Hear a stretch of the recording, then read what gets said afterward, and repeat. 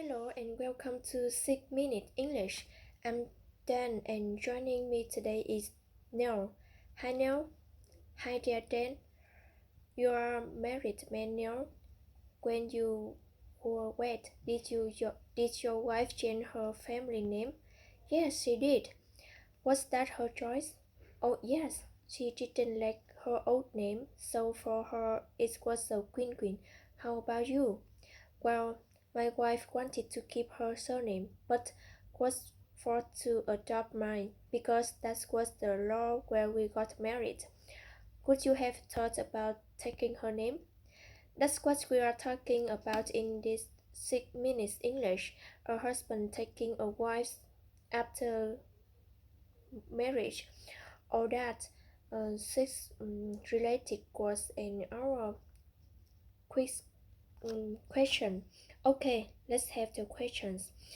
In which country has it been forbidden since the 1789 for citizens to change their name legally even after marriage?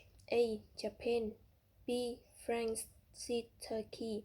I'm going to go for B. France, and we'll see if you're right later. Now, traditionally in the UK, when a man and a woman get married, the woman takes their man's family name and this replaces her maiden name. A maiden name is the surname a woman had before she was married. This all dates back to the Norman invasion of England, back to 1066. They introduced the idea that when a woman married a man, she became his property. As a result of this, she took his name. These days, many women elect to keep their maiden name, often marriage or combine it with their new husband in some way, sometimes by making their name double parrot.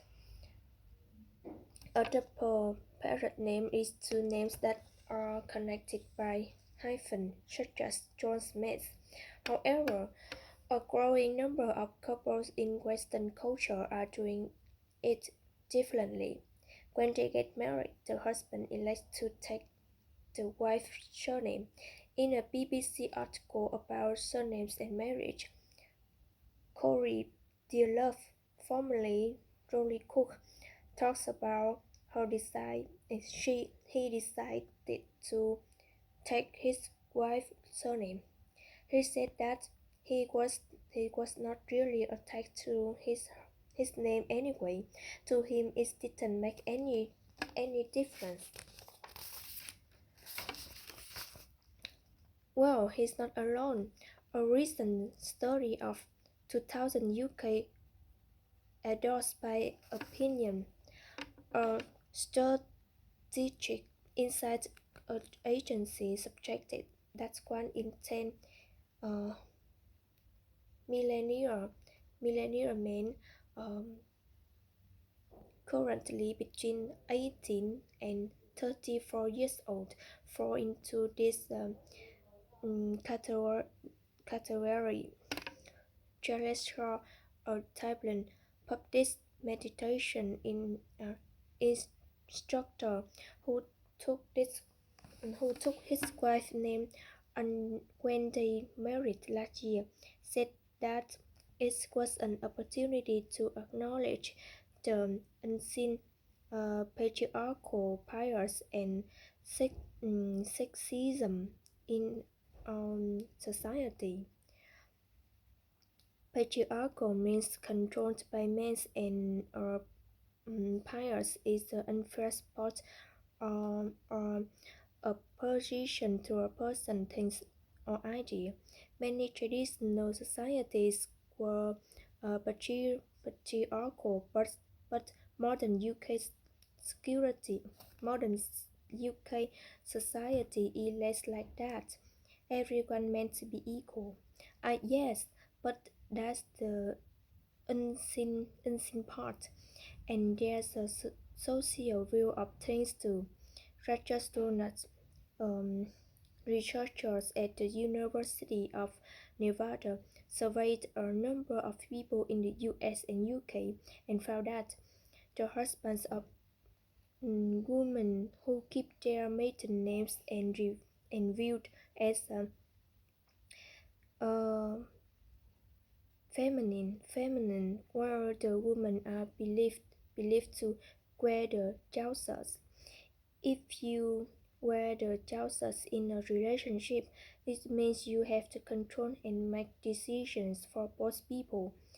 I wondered about that, so I went out into London and asked people what they thought about a man who took his wife's name when they got married. Here's what they said. I don't think it's a bad idea at all. My dad's 55 and took my mother's surname. If people want to do it, then all the power to them. It's each to their own really. It doesn't hurt anybody and is no different from women taking a man's name. The only reason I think that anybody should take someone else's surname is just for the creation for a family unit. But if it just out of the principle, I don't agree. It seems that people I talk to are comfortable with the idea. Yes, most said that people are free to do what they want. One woman even mentioned the creation of a family unit. A unit is a group of people living or working together. A typical family unit could be two parents and some children. Well, that's answer that question. People don't seem to mind who takes whose name. Speaking of questions, how about our questions? Oh yes, I asked you in which country it's been um, forbidden since 1784 for citizens to change their name equally even after marriage. A. Japan. B. France. C. Turkey.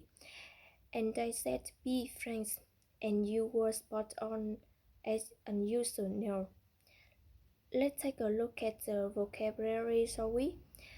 First, we had maiden name.